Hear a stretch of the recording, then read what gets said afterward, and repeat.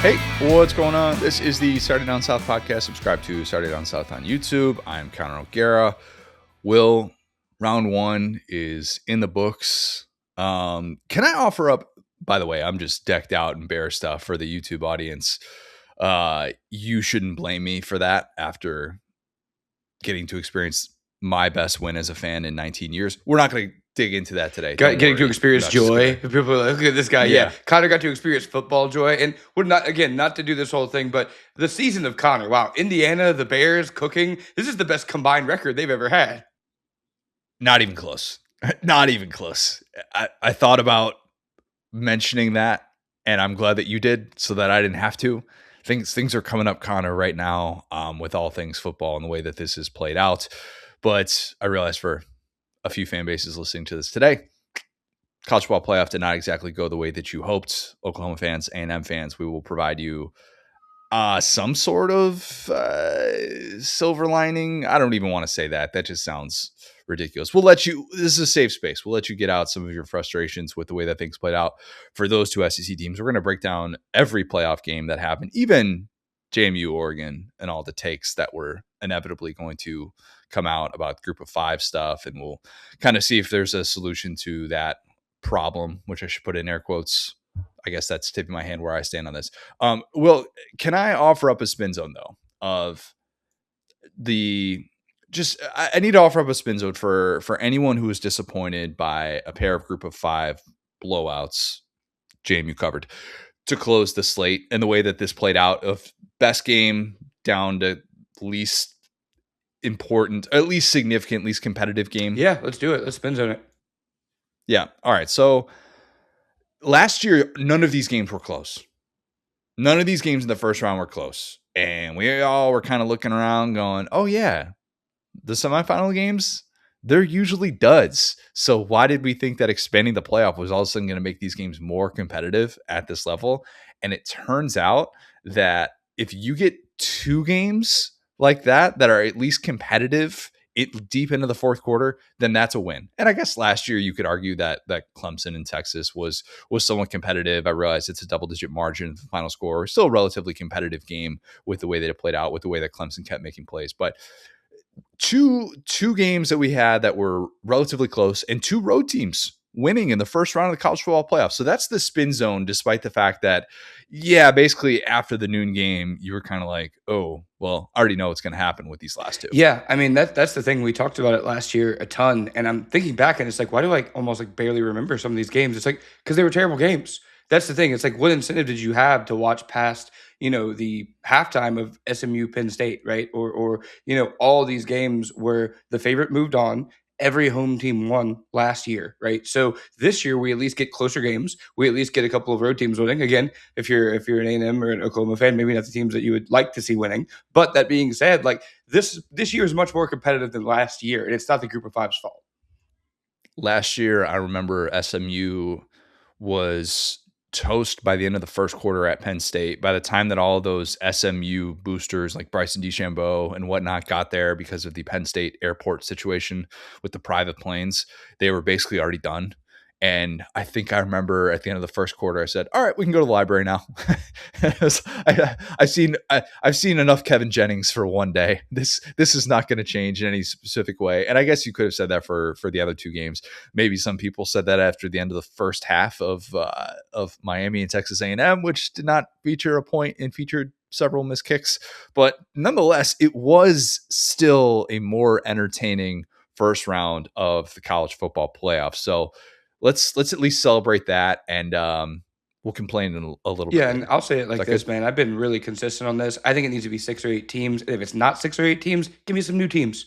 That's the thing. The playoff cannot be a function of getting zombie, flawed, big brand teams in, right? So people that are like, hopefully the push to 16 has been halted a little bit because everybody was talking about all season that it was just this inevitability. Do you feel like we're still headed there? Yeah, I think we're going to get to 16. I think we're going to get to 16. What that looks like, I don't know. I still think that is probably the most likely solution. But we did at least have, all right, you had Miami winning its first playoff game ever, which we'll get to the significance of Miami that. winning the only thing of significance in what feels like 20 years. I mean, maybe a bowl game here or there, but not a conference championship, barely a win over their rivals. Like, this is the biggest win in Miami history that I can remember. Bears had their biggest win in 2 decades. Miami, biggest win in 2 decades. Two fan bases that you're comparing. Right? Of course, yeah. Both illustrious histories.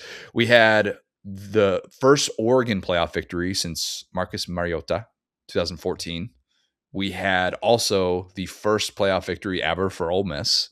So from that standpoint, okay. And Bama, first playoff victory since 2021 against Cincinnati, against Luke Fickell, Cincinnati. Yeah, that's kind of a weird thought too. I was thinking about that after this game. I was like, man, it's been a minute since Bama won a playoff game. How about that? All right, let's start right there, Will. Let's start with Bama and Oklahoma. This was, in my opinion, the best game of the weekend. No disrespect to Miami and A&M and all the points scored there. But Bama was dead and buried a quarter into this one. And not just by the Brandon Walkers of the world, but by so many people. A 17-0 deficit in Norman. John Mateer was looking like his pre-Dr. Shin self. I mean, this was lopsided. I tweeted out at the end of the first quarter, name a thing that Bama did right to start off this game. I couldn't come up with anything. Seriously, anything that Bama did right. No first downs in the first quarter. I don't know what the live. Did you see what the live odds were for Bama money line after the 17-0 deficit? I think it was like plus 550 or something like that, which is crazy. I mean, that's for a game that was virtually a coin flip coming in. That's how quickly it felt like things had flipped. But man, that comeback, Bama scored 34 of the next 41 points to close that game. At one point, it was 27 consecutive points. Flipped the switch in ways that, man, I don't know that Bama has flipped the switch like that in game in the post Nick Saban era. I don't think so. You know, think of you could say, teams like Mizzou had gotten off to a really good start against them or something like that. But to flip the switch in game, where that was what we talked about with the Ryan Grubb edition so much. That's where it was really going to help. When Bama doesn't have it, the problem with year one of the DeBoer era is you kind of just knew that they didn't have it. And this was the first time where I really felt like they had an all phases flip of the switch. A Bama, we are bigger, badder, and better than you in every single aspect of this game, and we're going to take this game over. First time we've seen that post Saban era. Yeah, no, absolutely. And it kind of goes to the thing that we've been talking about, how a lot of the good plays for Bama under DeBoer are so loud. And this game was like no exception, right? I was talking to one of my buddies who's a big OU guy, and it's like, it's really impossible to explain to someone this feeling of like Bama is this creature from the upside down, right? Where you find a way to beat them twice convincingly. You get into the college football playoff and are hosting a game on the back of your most impressive win under your current head coach, which is Alabama, probably number 1 and 2, if you think about it, right? And you go, okay, you know, it's hard to beat anybody 3 times, but we like our guy. We like Brent Venables as a defensive schemer, and it looks 3 times in 2 years, though. For sure. But to me, that matters more, because it means that one's not a fluke. It means that you're able to adjust in the offseason, come back with new pieces, right? I mean, the broken offense last year did better against Bama, right? And so that being said, like, you know, you really liked your guy, and through a quarter, to your point, it looked like this was going to be just like those 3 games. But the feeling of it just feels like they have superpowers, man. It feels like you have, okay, think about it. What is the biggest advantage that we would say went one way between these teams going into this game? Like, rephrase that. The biggest advantage that the biggest unit advantage exactly. that one so you have team offense, had. defense, special teams. What between these 2 teams would you say? Special teams for Oklahoma. Exactly. Yeah, special teams in favor of Oklahoma. And my God. Close. And that's how they won the last game. And it made Tate Sandell into this like national hero, put him on the way to the Lou Groza Award, right? Every part of special teams for Oklahoma felt like a disaster. And again, we've seen Oklahoma have these issues with Texas and stuff like that. But like against Alabama, the team that they could never figure this out. That's the thing with Alabama, where it goes, okay, Ty Simpson can make heroic plays. That's fine. Even maybe if they get the run game going, that's fine. The defense has been great all year. We'll lose that way. But the thought of our kicker is going to be awesome. Their kicker is going to look scared. Their punter is just going to forget the oven is on midway through his motion and just drop the ball. Is like, how do we scheme for this? How do we beat this team that has just come out of the upside down at the last possible second to snatch us back? Yeah, the special teams thing, seeing Tate Sandell miss 2 kicks was jarring. I don't know definitively, gun to my head, if the one that went over the crossbar was, or the one that went over the goalpost was actually a miss. I'll take the official's word for it. How we don't have goalposts that extend 100 feet into the air is beyond me. I don't know why we do this. Don't tell me the kicker needs to kick it lower. That's not how this should work. Because they would kill But fans when they take them down. That's why. they already do enough damage, man. I think that ship has sailed. Ship has sailed right into the Tennessee River. I think that we see Oklahoma have those deficiencies, and I don't know if there's a way to um, like give Bama credit for that, of the dropping of the punt. That just does not happen. Does not happen at this level of football, to just drop the punt. And at first, when it happened, you're thinking, all right, that's a clear block. And then you see the replay and you're like, no. This is just a total brain fart at the worst possible moment. And it wasn't just that, though. I mean, Alabama was able to take advantage of those special teams miscues, but Ty Simpson settling in, he was 4 of 4 on those passes, more than 20 yards down the field, which had been like a real question mark for Bama coming into this year. Lottie Brooks was masterful, absolutely masterful. The true freshman was. Bama found that pass rush that was non-existent in the first part of this game. And the kicking game, again, somehow favored Bama. In a weekend in which we watched all of these horrible kicking performances, especially Miami and A&M, seeing Connor Talty be the best kicker of the weekend, you're just like, wait, what? What's going on here? This was so backwards from the first 2 times that we have seen Brent Venables and Kalen DeBoer square off. And it's a game that it's going to be a really tough thing to digest from the Oklahoma side, because I think there's so many moments to look back on, and you can say as an Oklahoma fan, if this doesn't happen, Oklahoma probably wins. Both of those catches by Lottie Brooks on the first breakthrough drive, huge. And him slipping through 3 tacklers to get into the end zone, that type of effort was exactly what Bama needed. I think if Bama ends that drive in a field goal, Bama doesn't win that game. I really think that play on 4th down and his ability to get into the end zone was just this exhale. Had to have it in that moment. But in my opinion, the most pivotal play that I look back on and say, yep, if that just simply goes this way, Oklahoma wins this game. The 3rd and 3 where John Mateer has green grass in front of him to pick up the first down, but he sees the kill shot to Xavier Robinson, a running back, but still a potential kill shot, an open receiver, had a few steps. If Robinson catches this, it's a touchdown, and Oklahoma leads 24-7 nearing the end of the first half. And then it's kind of a way for Oklahoma to calm the storm after Bama had gotten that response, that breakthrough drive. And you're kind of like, all right, we're fine. But instead, that pass is dropped. And in the next 3 minutes, OU has to punt to Bama. Bama gets a field goal, and then the Xavier Brown pick 6, wherein John Mateer just total collapse, seeing ghosts out there. My brother was like, he kind of has some Sam Darnold vision at moments, and that ties it before the half. Oklahoma went roughly 2 hours of real time in this game without a point. Didn't score again until 50 Cent was out there performing Many Men.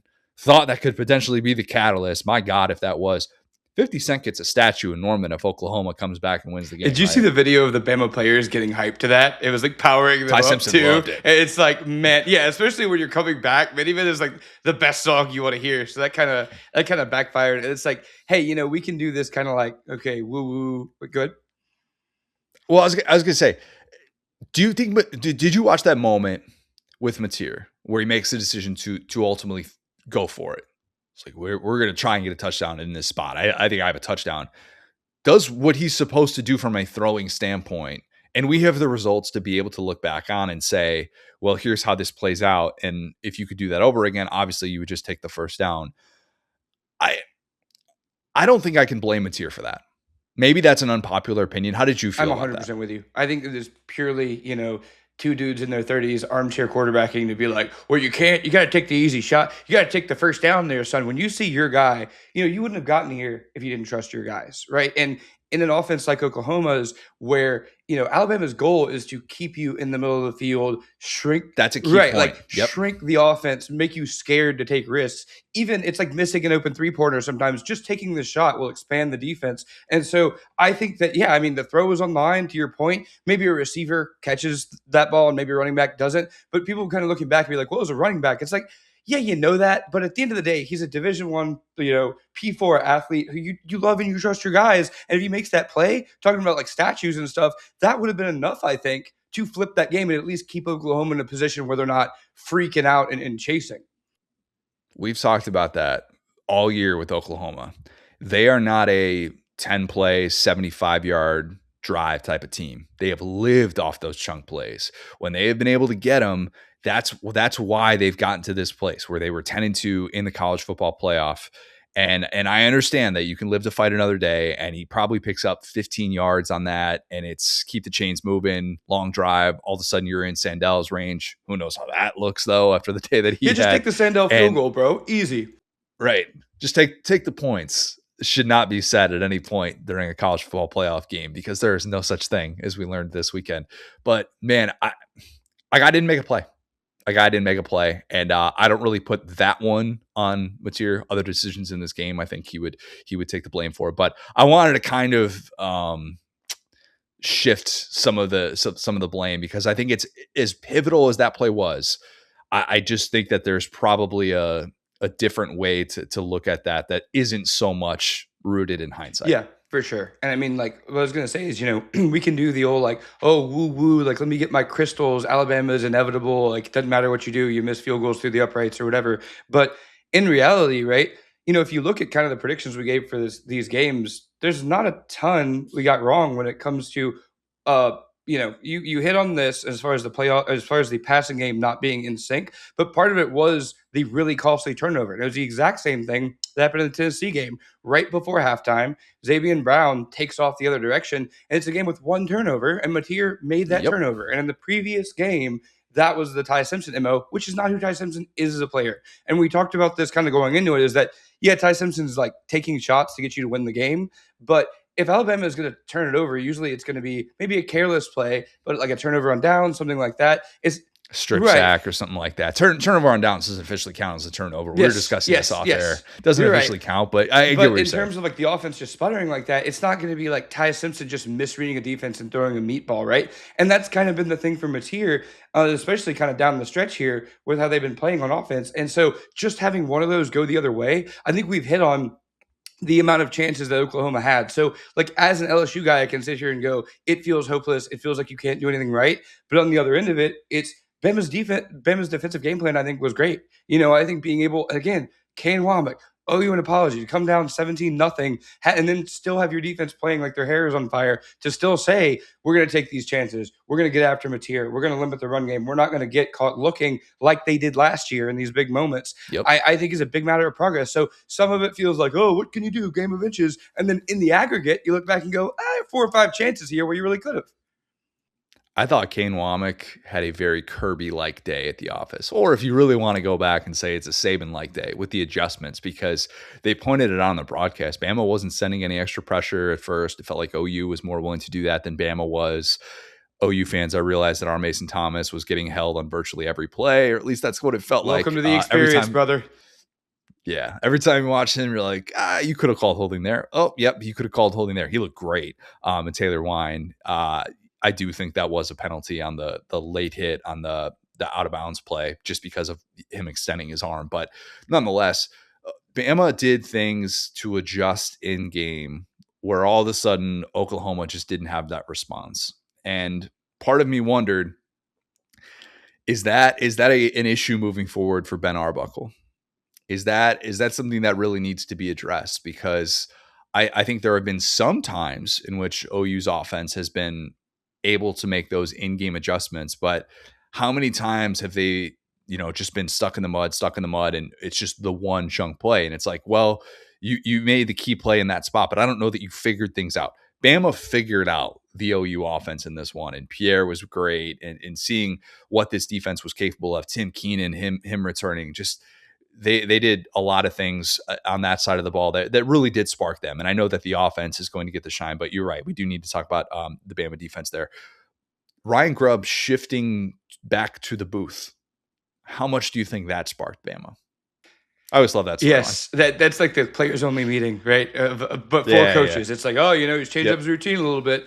Yeah, I mean, that's the thing, man. Again, like going into the season, I'm not, Nostradamus. I've gotten a ton wrong, but Ryan Grubb, I thought was such a huge addition where it comes to in these big moments. So what did I say? You got to have your buddy, and when you're down 17-0, you look across, you go, "There's my buddy. We got this." You know what I'm saying? And same thing with Kane Womack, where his guys had been there before. He's got his guys in the system. They've already been through it for a year and kind of dealt with those trials and tribulations. So knowing that the answer was going to be between DeBoer and Ryan Grubb, but they found the answer in so many situations. They found the answer against Bo Nix, NFL legend now, right? They found the answer over and over and over again. And it's like it's like the game slows down to 0.75 speed, and it's just these two dudes talking. And that is such a difference maker between having a guy with an offensive mind who is the head coach, right? And then go, okay, now I can delegate kind of the play calling part of it. Now I can kind of oversee this entire thing. Now I can be more in charge of the operations. And so I think that's the thing. Against Georgia, right? Alabama was not a clean team. They were not an operationally sound team. They did a lot wrong. But what's so remarkable about this is it felt like the fifth quarter of the SEC championship game. They come out and they're getting pushed around the same way as they were against Georgia. And it looked like the easiest storyline to ever write. And I felt myself how I was writing the tweets for SDS for so far for now, because but it felt inevitable. Everybody got cold taked after that, and to get out of a 5-quarter hole like that is just even more impressive. 45-7 in a 5-quarter stretch by Georgia and Oklahoma. It was writing itself. It was all sitting right there. And so, the question that I think needs to be asked, did Bama just seize a moment against Oklahoma? Seize many moments, really, and put together this just incredible response that is within the confines of this game? Or did Bama truly click for the first time in 2 months? And was that an, oh boy, did Bama just turn the corner, find its identity? We don't have the crystal ball to look into.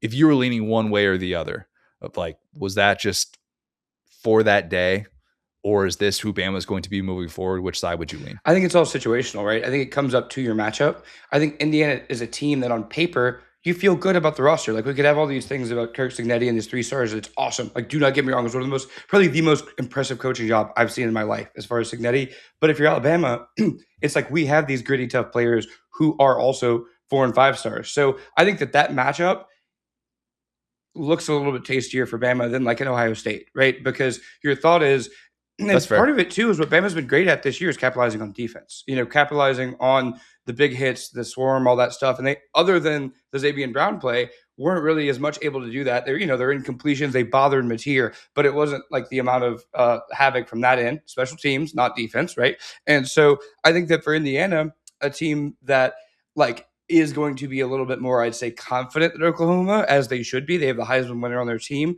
I think that that's an opportunity for Alabama to show that. So I think for this next game, yes. Does that mean they're a championship contender? Don't think quite so, because their run game still isn't even addressed. They did get a 30-yard run, Daniel Hill. First 30-yard run for Bama since week 2, final minute, 73-0 game against Louisiana Monroe. So there was that. When it happened, I think I yelped. Oh, like what? Bama wide open spaces, running. What is this? I've never seen this before in my lifetime. Yeah. So you're right.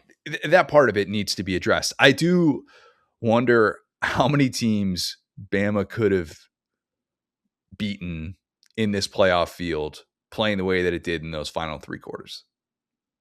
Like is Bama's best better than the best of Indiana? Is it better than the best of Ohio State? I'd say it's better than the best of even Oregon for what we've seen so far and some of the defensive issues that they dealt with in the second half of that game.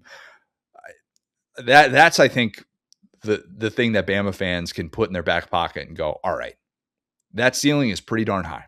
And I need to address the elephant in the room here with DeBoer, because it's kind of all connected. Address me. You? No, have you seen the meme with like the elephant and the papyrus spot that just says "address me"? It's fitting because we're talking about the Crimson Tide. Anyway, Oh, that works. Yeah, that works. Okay, very very punny. I don't like that I just said punny. We'll bleep that out. I tweeted this stat, but let's repeat it here. Kalen DeBoer fittingly became not just the first coach to win a road playoff game. He is now 4-0 in true road games against AP top 10 teams. He's got the most such victories of any active coach in the playoff era. Just for a little perspective on that, because Notre Dame fans apparently didn't know what I meant when I said true road games, meaning like true road games, you play in someone else's stadium, you don't play at a freaking baseball stadium against a service academy. Notre Dame hasn't won a true road game against an AP top 10 team since 2012, also at Oklahoma, ironically enough. That's a long time. And all Kalen DeBoer has done this year is going to Georgia, beat that AP top 10 team on the road, going to Oklahoma, beat that AP top 10 team on the road after falling behind 17-0.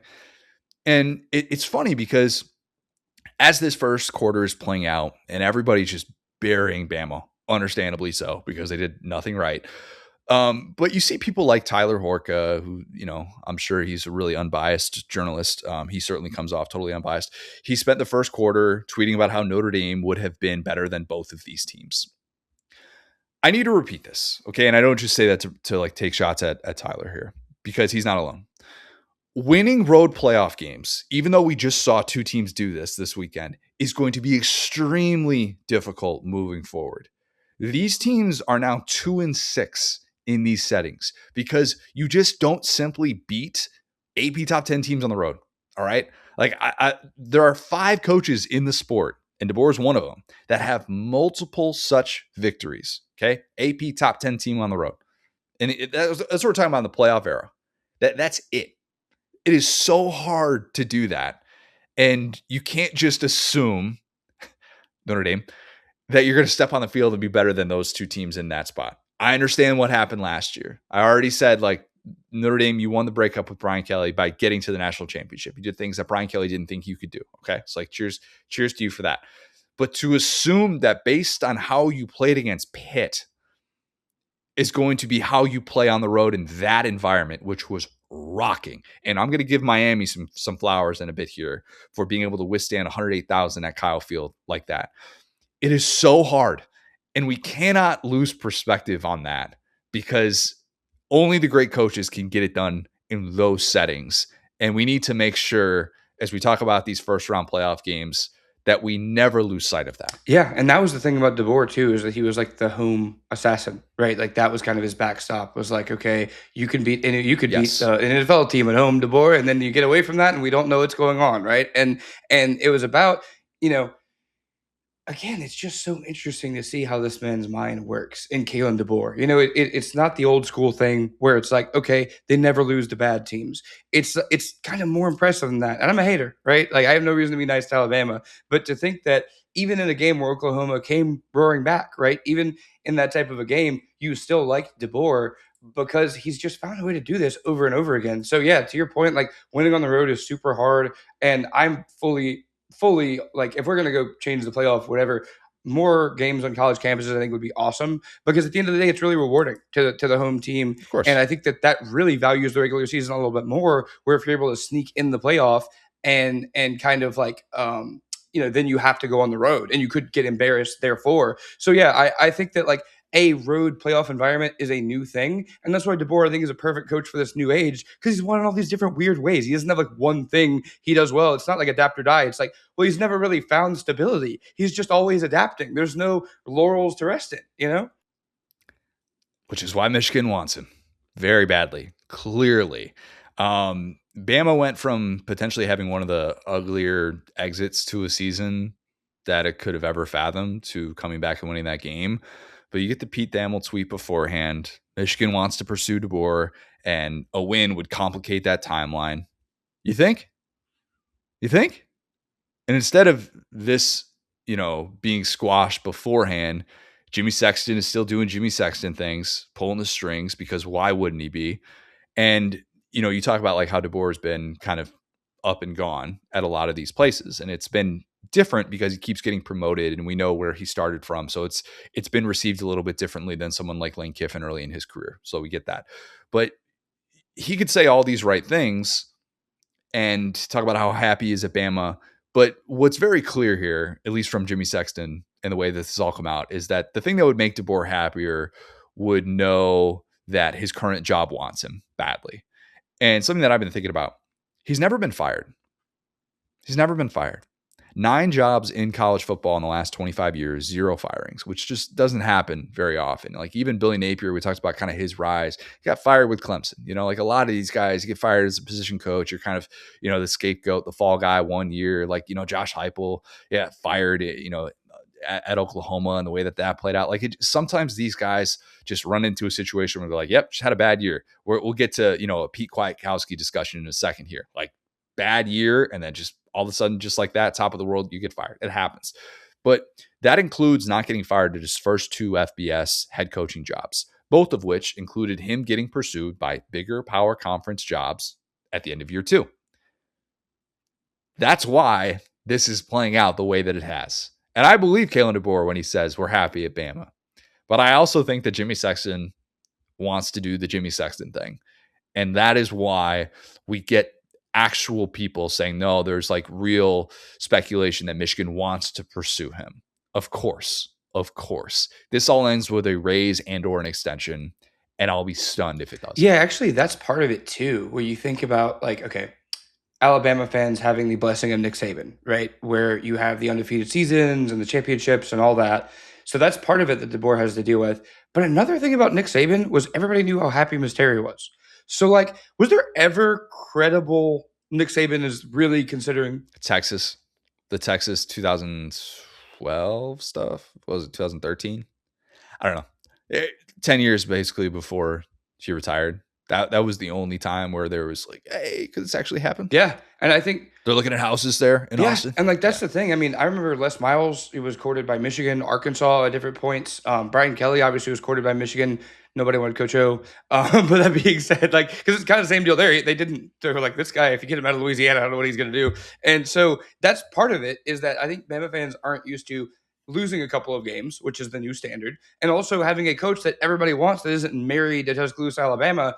And part of that is because maybe the welcome hasn't been awesome. Now, granted, the expectations are super high, and this is his first playoff that he's made. He won a game, so hopefully that'll get people off of his back. But I don't think people want him fired though. Like if they had lost that game, do you feel differently about that? Like, well, Bama fans would have been calling for his head if he had lost to Oklahoma. I don't feel like that was the case. I really don't. I don't think they would have been calling for his head, but I think he would have been very underrated and underappreciated for what he's been able to do. I mean, to me, like one of my good buddies asked me, would you rather have DeBoer or Lane Kiffin? Which I think is a great question. And I said, it's an interesting question. I said DeBoer. I was like, I would too. And, after the SC championship, he like tagged me in the Facebook group and he was like, oh, what about now? And I'm like, he made it there. I mean, that's kind of a different situation. So not to like randomly, sidetrack there, but it just goes to show, what would this guy get on the open market? You can't have both things. You can't have a guy who wins every game and a guy who never looks elsewhere, because that's what happens when you succeed. Everybody looks at you. So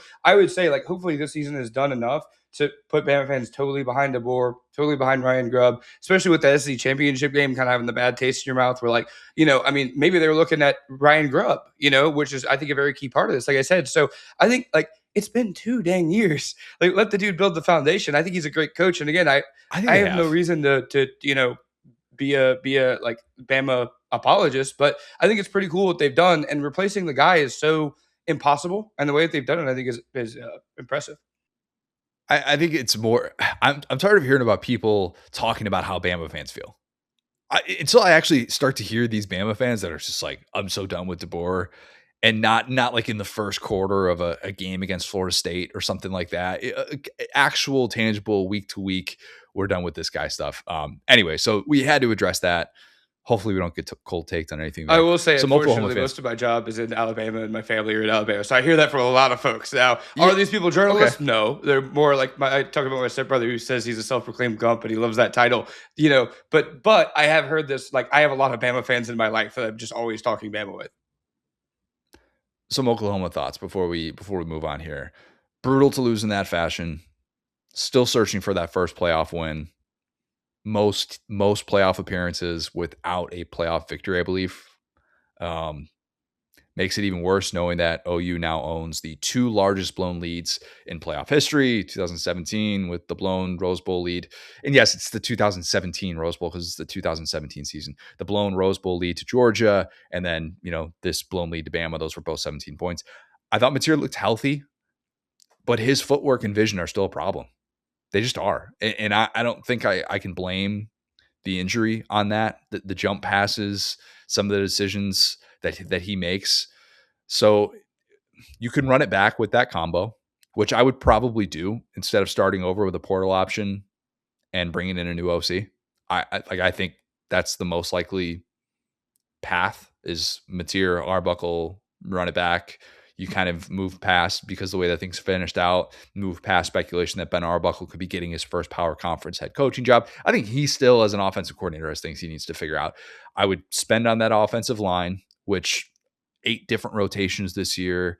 You have some really young, talented pieces. Fasusi's going to be really, really good, like is already really good.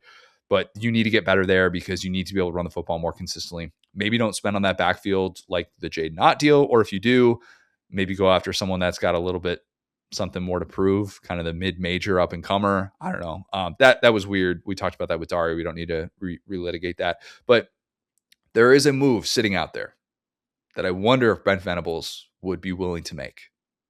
That defense was remarkable, okay? So I'm not saying the defense was the problem. Do not get it twisted. That's not what I'm saying. The defense was phenomenal for the vast majority of the season. It didn't finish the way that obviously it would have liked to against Bama. I am saying I don't think Brent Venables wants to spend his remaining days as Oklahoma's head coach locked into that exact role running the defense, because there are other things that he has to focus on and has to worry about. They flirted with Jim Knowles last year. He ultimately ends up going to Penn State, and now he's at Tennessee. And when it didn't work out, Brent Venables said, all right, I'm running the show. Pete Kwiatkowski. Yes, let's go. I was hoping that's who you would say. Let's go. I'm sitting He's there. Available. Eyes are getting wider, like you're going to say he's going to hire PK.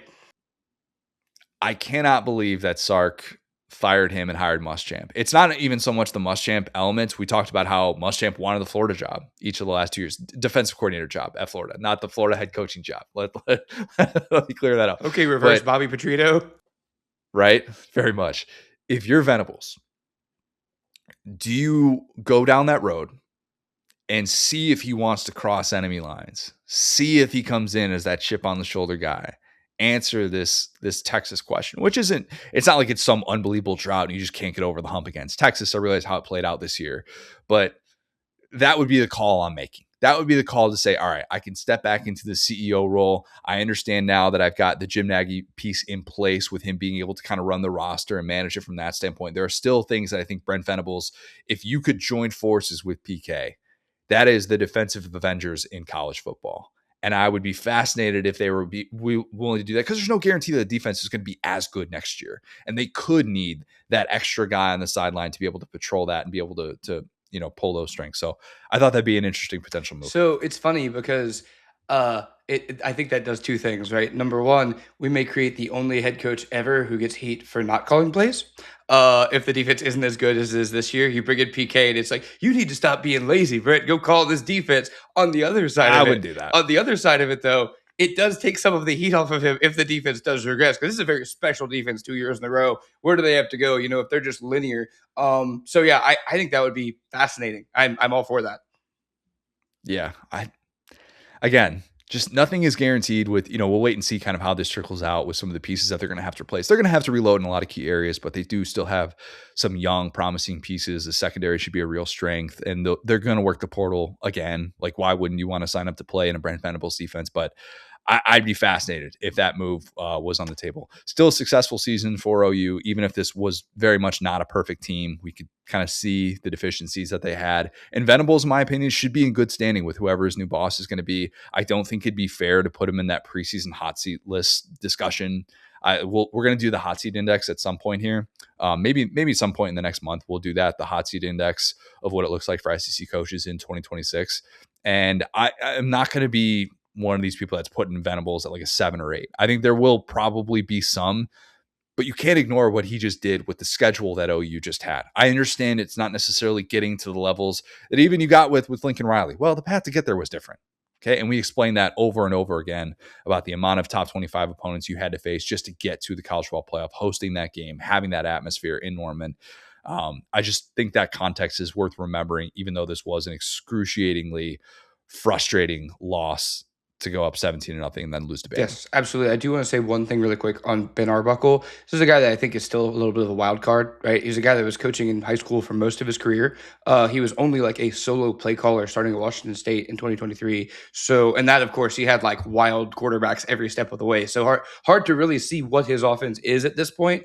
For that reason, if somebody calls Will Ogburn in Atlanta, Georgia, and asks him what to do with the Oklahoma offense, I'm sure I'd have some takes. But that being said, I would probably say go with a little bit more of a proven commodity if you want to be the autonomy guy, right? Because he just doesn't have the reps. I think you got to have some of the experience to lean back on. And I feel like high school tape is bad tape because guys are just slower. You could just get away with things in high school you can't at the I started to say pro, but close enough to it, right? At the SEC level. So I think getting a little bit like a guy who's at that next step in his career, we saw that kind of with Colin Klein at A&M, where it's like, yeah, this isn't like your second job ever doing this at the power level. It's like you've been around, right? So wait, so you'd make a move? You'd move off Arbuckle and get a new OC? I think so, man, because I just feel like you haven't done enough on offense to feel like the defense was awesome. And I think if you take this defense and put it with like kind of a mid-plus offense, I know some of that's Mateer getting injured, but like what did this offense do well throughout the year, would you say?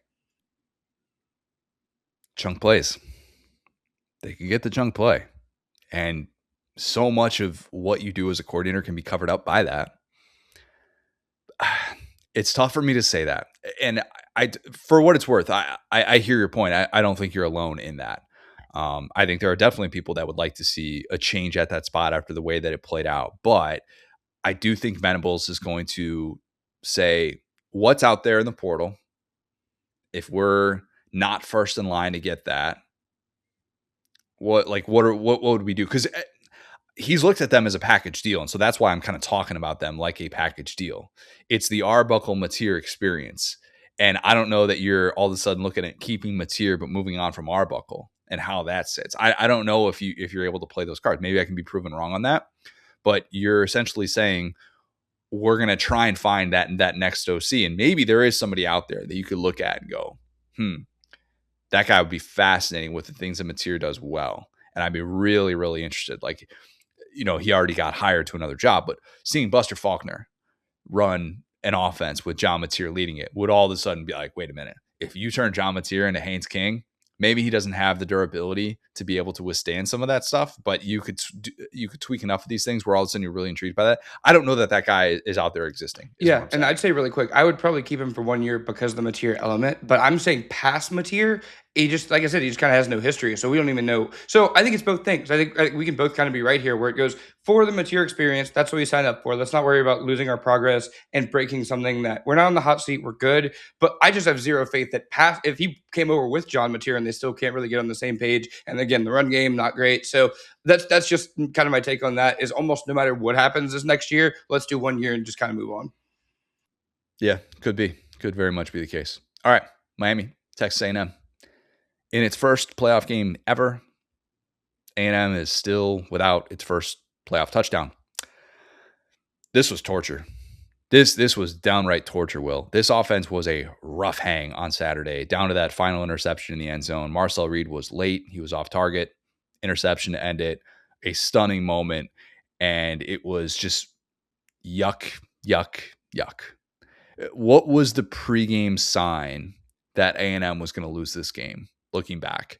Was it missing a kick for $1.5 million of Pat McAfee's money, allegedly?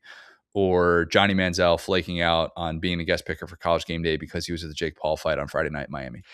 What was the more that feels like AI or like a Mad Lib or something, right? Where it's like, yeah, Johnny Manziel misses College Game Day picker because he's at a Jake Paul fight. Duh. Why did you ask him to do that the day after? This is your fault, College Game Day. I realize that. Come on, Johnny. It's Johnny Manziel. Come on. Your team is finally in the college football playoff. Your team is finally. I realize it's an 11 a.m. local kick. You could still go to the Jake Paul fight and and be in okay, have a good time and be in okay shape. All right. We've got people out here that are going from the Bama Oklahoma game to the very next morning. They're doing college game day, or they're at, they were at the Miami A&M game. Plenty of people were able to swing that. Oh, Miami's further. Johnny Manziel's getting a private jet from college game day. Okay. They'll wait on you. I thought that was even for him, not surprising necessarily, but you're going to want that one back in 10 years or in 10 minutes. And it's like, hey, let's leave Will with a giant pot of gumbo unattended. It's like, what's going to happen here? Just don't put yourself in the situation is what I'd say. You have to have rice to have gumbo. Like that's a fact, right? Oh yeah. So if you can do unlimited gumbo, I've seen you eat. Your eyes are bigger than your stomach.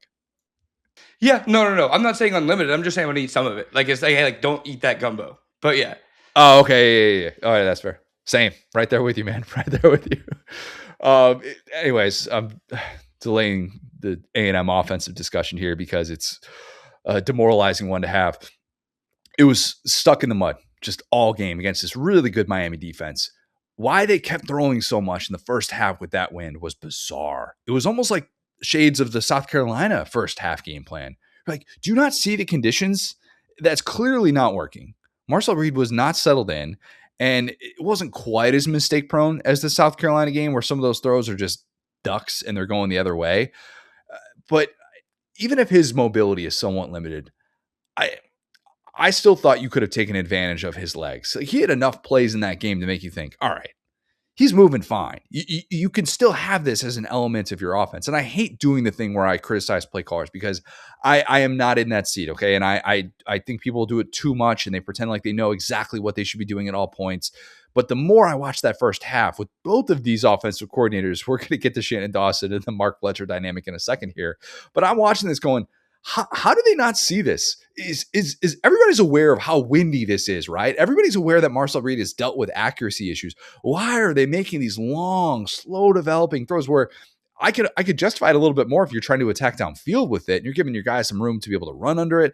But it's like these throws to the opposite hash where even if he catches it, by the time that this throw is completed, Casey Concepcion's getting tackled immediately. And I questioned it because instead of staying on schedule, Miami just capitalized on that, the game planning, and then Miami would just always get that key sack, 7 sacks against a very decorated A&M offensive line that had allowed 10 sacks of Marcel Reed all year. And they just dominated. One time, Reed was twisting and running in circles in the pocket, and then Ruben Bain is just sitting right there going, hey, how's it going? You're going down now. This is how this works. It was just that kind of day for the A&M offense. Just a rough watch. Yeah, man. I mean, this one, and again, guys, like I've been real when I'm wrong about stuff. I feel like I've never felt more correct about a game. I mean, this is an A&M team that came into this sputtering, kind of back quarter of the season here, and you hit on it, starting with that South Carolina game, right? It's like they just haven't been the same team. And I would say, let's just take me out of it because I know what you're going to say here. I'm going to use the words of their head coach, right? We lost the game at the line of scrimmage, and I think it got worse in the second half. I think we just couldn't keep them off of us. We couldn't get the run game established. We became one-dimensional. Once we became one-dimensional, they were able to tee off. I think that they finished with 7 sacks. We didn't win the line of scrimmage. Yeah. This is a strength and conditioning issue, okay? This is a team that, again, did all these podcasts about how brilliant they were for strength and conditioning, and the whole back quarter of the season showed you why Tommy Moffitt was let go at LSU. He was over. Oh, we're going there. Yes, I didn't think we'd be when going you think there. about the injuries they sustained to the running back stable over the course of the year, when you think about when you get to the end of the year and you're overtraining, guys are getting worse as the year goes on.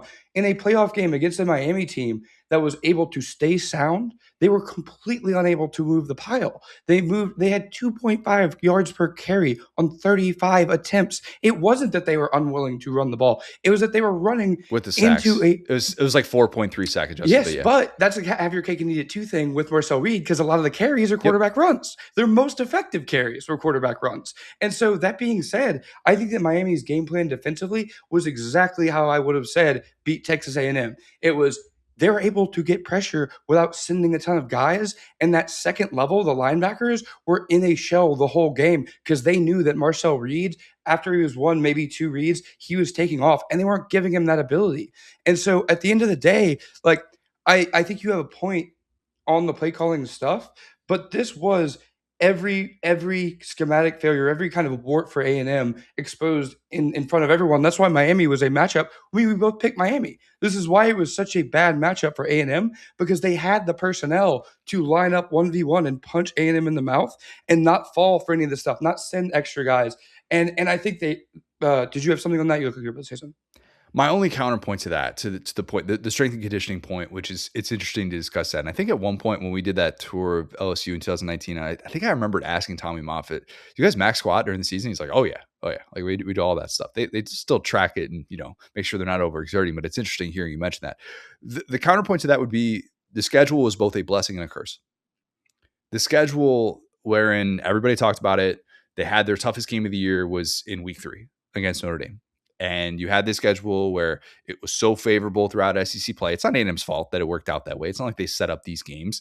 But when you're not asked to get to that level, you can think you're improving when you're really not. And Mike Elko has coached against that all year. He really has. And I give him credit for it. Like when he's not giving game balls to the defense after the Arkansas game, and he's getting up there and he's really, really critical in a way where it's not necessarily defensive. Like there are some of these moments where, yeah, he's had that where like, guys, like we just won a football game. We should be happy. But there was still, I think, a lot of defending against it. And I think he could see that in his heart of hearts. And so then it's difficult to get to that place at the end of the season where all of a sudden, like, you got a road game against Texas. You got this game against Miami, like two teams that are every bit as talented as you are. And you've been able to kind of work through some flaws in game where, you end up allowing over 200 rushing yards to Mizzou, but it's not really close because Mizzou was playing a third string true freshman quarterback. That game was like, a beatdown. I mean, they smoked Mizzou, Yeah. Like these things that happen where you got to this place and benefited from a schedule. Were you a good team? Were you still versatile? Yes. You were not necessarily the fraud in the way that everybody says you are. You still have to go out and win these games. You still won that game at Notre Dame. That matters. Okay, I'm not taking that away. I'm not going to do that. And I'm not going to do the thing Notre Dame fans did by saying, if we just hold a kick or if we call that holding penalty properly. No, win a football game. All right, shut up. It was great to see Notre Dame not be in a conference, and yet these two teams play for their conference championship. Right? Imagine being a Notre Dame fan watching this and going, we should be there. Well, beat one of these teams, and then you would have been there. But all of these things led to A&M, I think, being on that field and not necessarily being at the level that it needed to be to win a do or die college football playoff game against a team that could hang with them like that. And I think the schedule, I think it played a part in it. I really do. Looking back, I think a lot of people now will connect those dots, and some of it's fair and some of it's not. I'm not calling them frauds, but it's part of their 2025 story for sure. Yeah, I mean, part of it. I think it's like two simultaneous beliefs. It's like, I'm not going to sit here and say the SEC is like a fraudulent conference. Okay, so Miami comes out. All right, let me get to the right tab here. So in conference, right, A&M is second in the conference in rushing offense, right? In conference, they're second in the conference in sacks allowed, right? You go and play Miami, like best, right? Like they're allowing the second fewest sacks. You go and play Miami, and they just blow you off the ball. Well, is the entire SEC fraudulent and like basically is Miami that much tougher? Part of it's a schedule. I'm with you there. I think we're just pretty clearly seeing a team that peaked at the wrong time. I think that we're seeing a team that got, at the end of October, like I said, played their best football and then slowly sank as they got a little bit. And I don't think it's reading their press clippings. Like we could talk about the Ruben Bain thing where he had the background of his phone as the Trey Zune like thing about, oh, I'm not too scared of Ruben Bain. I'm not going to sit here and say A&M got fat. I'm not going to say they got happier and entitled. I'm going to say they overtrained because the results are as clear as day when you go, hey, you're giving up sacks. You're getting pushed around. We're able to run the ball against the SEC, and we get to Miami. So I don't think that Miami is suddenly this juggernaut that would be the best team in the SEC. And I don't necessarily think that the easy answer of like, oh, the coordinators are looking elsewhere, da-da-da. I think that Miami they happened to run into a team that had the personnel that was able to just punch them in the mouth. And they knew that when Marcel Reed, and this is like a nightmare if you're an A&M fan, because it's exactly what people were saying, oh, Marcel Reed can't throw. Going back to the tweet that they had about, oh, well, Marcel Reed can't throw. I said in the preview of this game is going to come down to Marcel Reed. You're not going to be able to run the ball against Miami. And it did. And you saw exactly how to stop Marcel Reed, which is that the defense is comfortable with the ball in his hand, even when they're going down, the field at the end of the game, even when the offense starts to wake up. If you're a defensive coordinator and you're able to stop the run and you're able to stop Marcel's legs, I talked about how many quarterbacks are truly a dual threat quarterback. Right now, in Marcel's point, at this point in his career, he is not a dual threat quarterback. He is a guy who cannot beat great teams with just his arm. Sloppy footwork. Too many of these games where you're just like, man, completing a pass looks so difficult right now. It does. And you've got the talent And the at receivers receiver. are awesome. You've got This is not the receiver. I mean, you get the ball near these receivers, and these are gargantuan, amazing receivers. They're signing extensions and stuff. This is fixable, right? They got some dogs on that team, man. This was a game in which both quarterbacks were very much overwhelmed by what they were looking at defensively. Miami gets the go-ahead drive late after Shannon Dawson finally recognized, Mark Fletcher, he's getting 10 yards a carry. I should give him the football more. I would have loved to have his mom, who's driven to every game this year, is something they love to bring up on like a Miami broadcast. I would have loved her mic'd up. Give my son the rock. Because every time they did that, you're just like, well, A&M can't stop this. And then they would not give him consecutive carries. I don't know how many times in this game he got consecutive carries. It was Brent Rollins, my guy at PFF, was like, what would it even look like if Mark Fletcher got the ball consecutive times? And I talked about him a lot in the preview because he wasn't healthy down the stretch. Like, he suffered a midseason injury, and then they weren't necessarily giving him kind of the full workload. But he is a game changer with what they were trying to do offensively, because the offensive line is there and they were creating holes for him. But Miami was one-dimensional and was able to win this game because of how different Fletcher was. And against an A&M defense that's just never really figured out those run fits. Too many times where, man, you get to the second level and how's there not a defender there? What's happening? And then boom, it's a chunk play just like that. It just that was something that really hindered A&M down the stretch from looking like the best version of itself. And then Malachi Toney gets the score, redeems himself after he had the fumble that was like right at midfield there. I thought it was wild that people were saying he should have gone down at the 1. Not in this game, Bubba. Not in this game, man. You had a kicker who was 1 for 4 in that spot. What do you mean? Yes, I get it. It's 3-3. You'd like to be able to run down the clock. And then, okay, worst case scenario, you miss the kick, you go into overtime. You could still lose the game in overtime. And with the way that your team was just totally botching the kicking, I'm blanking on the name of the kicker. I would not have wanted to put all of that on a kicker. My guy has a touchdown, take the points. I realize you give them a chance to be able to tie the game. Maybe people are going to disagree with that. I don't think you can assume 3 points there. That's kind of the funny thing about this game is that Miami also puked all over their shoes, right? I mean, again, what is Miami good at? Special teams. They had a guy who was also up for the Groza. That was probably what you trusted the most because Carson Beck has been such a grenade machine. And going into like the offensive scheme part of it, I would argue their OC had maybe a worse day than Colin Klein because they had something that worked and they went away from it. I don't think A&M ever found that. And so yeah, A&M never had that. They stuck with the run. Say what you will, but A&M needs to stick with the run. They did that in this game, like to the degree of like they still tried, right? And so that's kind of what's funny is that Miami was just shooting themselves in the foot, and yet it just kind of didn't matter. It's hard for me to imagine that atmosphere at Kyle Field look that good with an offensive line that decorated and not getting a single touchdown. That is a tough pill to swallow. Miami deserves a ton of credit for that. Deserves so much credit. Mario Cristobal picks up the first ACC win in a playoff game of the 2020s. And I was thinking about this too. We teased this earlier. Got to be Miami's biggest win as an ACC member because, yeah, you know the history of the last 2 decades. This is year 22 of Miami in the ACC. That'll make you feel old. Biggest win since beating Virginia Tech in the 2002 regular season finale to get to the national championship against Ohio State. I mean, yeah, hard to disagree because none of those other games, if they had stakes, they then puked on their shoes when they got to the stakes. Yeah, beating Florida State in September, October is a little bit different than being able to win a game like that when you still have a national championship on the table. And Miami, as many people will point out in the week and a half leading up to this, gets a little redemption opportunity for the late DPI, maybe the most controversial defensive pass interference call in college football history, with the Tostitos popping as who was it? It was it Santana Moss? Might have been his brother who said that in the 30 for 30. Do I think Miami gets revenge against Ohio State? I don't think you could be one-dimensional against a defense that good. I would not like Carson Beck's chances against a defense that good. But if you would have told me that Miami would win a game scoring 10 points, I would have laughed you out of the room. So at this point, I don't know. Who knows? Good stat from Cole, by the way. Bad stat for A&M fans. Teams who had scored 10 points or less in the college football playoff, they were 0-9 entering Saturday. So I guess that's 1-9 or 1-10 now because A&M also scored less than or 10 points or less. So outlook for A&M real quick. How do you feel about them going into 2026? Yeah. I don't want to repeat ourselves too much with the positives. Like we've already mentioned them a lot. 11-0 start, first playoff appearance, unreal to host a home playoff game. The arrow is pointing up. Nothing is holding A&M back. Okay. And that's the good news.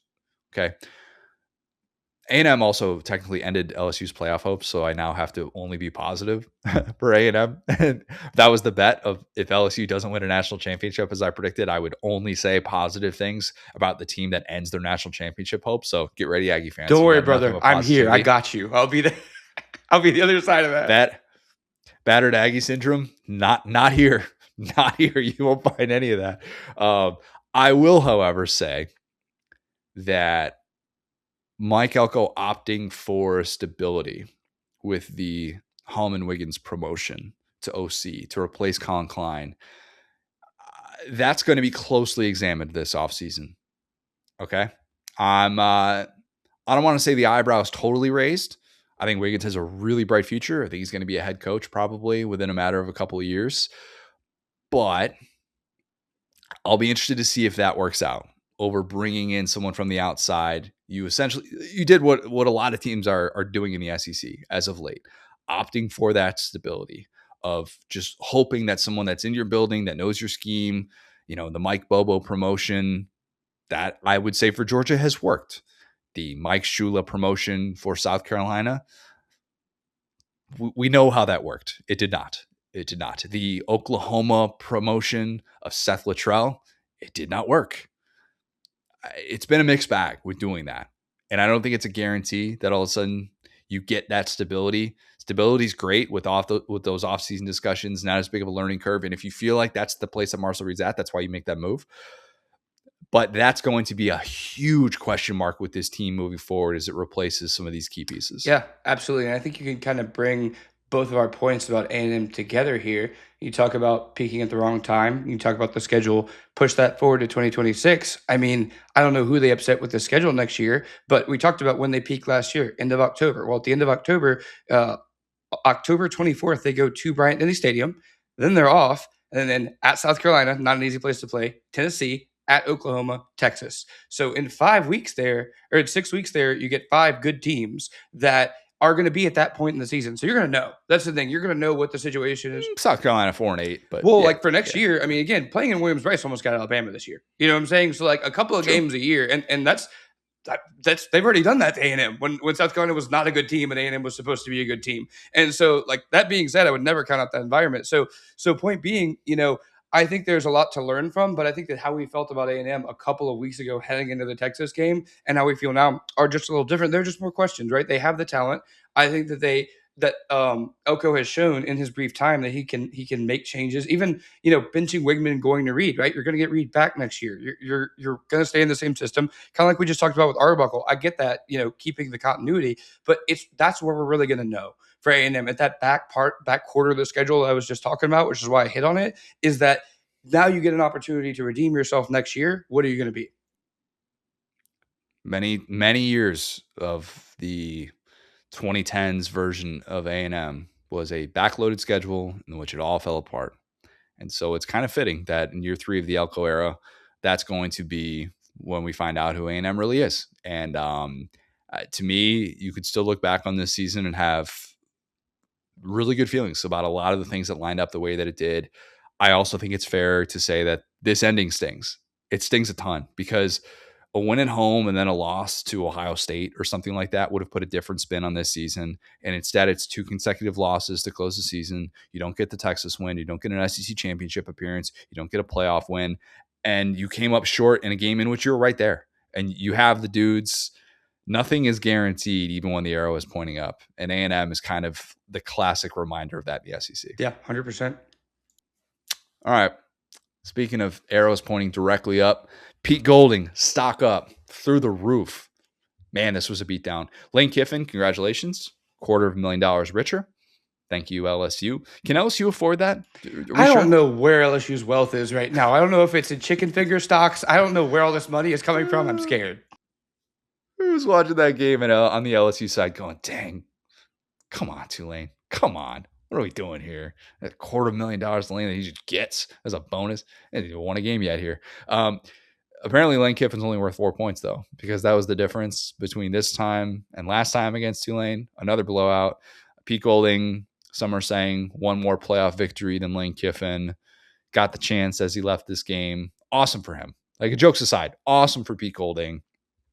Nothing about him comes off like a head coach. When they said on the broadcast he got a haircut to look like this, I thought he needs 2 or 3 more haircuts. I love his official coach portrait. Like, it looks like when like some of my homies got like their first job and like they'd have the LinkedIn picture. You got to text him and be like, look at Mr. Businessman. Like, I am actually like happy for Pete Golding and like I say proud, but he's come a long way in the long time that we've been talking about. Yeah, I mean, he was considered the scapegoat, the whipping boy for those final years of the Saban era. And he got easily the most important win of his life, because if that team wasn't ready to roll from the jump, Lord knows he would have heard about it already. And instead, they scored the fastest of any team in playoff history, 59 seconds in. Didn't even have a full minute to think that Tulane could flip a 35-point result. And Ole Miss just looked like the better team from start to finish, kept their foot on the gas. At one point, John Summerall was doing an in-game interview, and he was asked about, kind of the rough start. And he just said, Ole Miss played so much faster than they did, and it took about 20 minutes to get to their speed. I'd argue that never really happened. Never really caught up. Summerall was doing an interview, and an Ole Miss linebacker was in spy coverage behind him, just like waiting for him to turn around. Yeah. Just wait until you're done with this, because you're going to the ground, buddy. Yeah, this was really, really lopsided. I don't even think it was a perfect Ole Miss offensive performance. I don't think that was the case. The defense obviously was really, really good, which I wondered how that would look now with Golding juggling head coaching duties and how that would all play out. But you have also a little bit of, if you're Ole Miss, amidst a great day, a day in which you should appreciate and you should cherish, go back, watch all the highlights a million times, kind of like what I did with that Bears win last night. I've seen the Caleb Williams throw probably 30 times already. But Kewan Lacey, Trinidad Chambliss both get banged up in this game. They went back in. Chambliss appeared to be fine after being evaluated for a concussion. I think he was evaluated for a concussion. He took a hard hit to the ground there, in which it looks like they should have called a face mask penalty as well. But Lacey then aggravates the shoulder injury. That's going to be discussed a lot for Georgia. And as it should, because Lacey is the guy who can give Ole Miss that balance. We have talked about his finishing ability so much this year, and you need him. You really do, because you have not developed a lot of those other backfield options. And that's been very atypical of the Kiffin era, to have such a one-headed rushing attack, at least in terms of running backs. I realize Chambliss a big part of the running game as well. But you kind of wondered, would it eventually catch up to Lacey with all the volume that he's been getting this year? And I'm not saying that it's just the byproduct of that, but we saw last year with Dylan Sampson. Dylan Sampson gets to that college football playoff game against Ohio State, and he's kind of done, and he's just kind of cooked. The extra rest didn't do him any wonders. I hope that's not the case for Lacey, because I'd like to be able to see the best version of this Ole Miss offense. Yeah, I think so. First off, that Ole Miss playoff environment is like, I think, head and shoulders like the coolest one I've seen. They set the Guinness World Record for Santa hats. Awesome. Will 68,002 Santa hats in the same place. Did we get an explanation why they did that? I think just a troll. I think it's just what they do over there. Just vibes? Just trolling Santa? I have been in awe of Ole Miss's kind of like creative department for years. The way that they have messaged their team. Did you see the uniform reveal that they did in kind of the town square?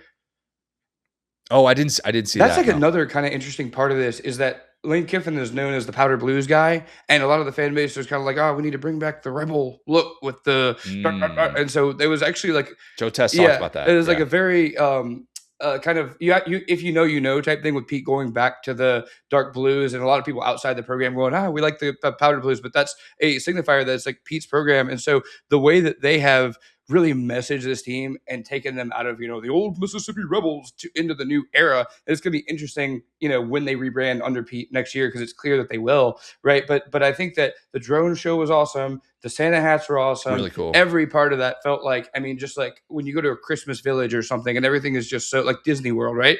And so like, yeah, so that's the environment, right? I think that they played awesome.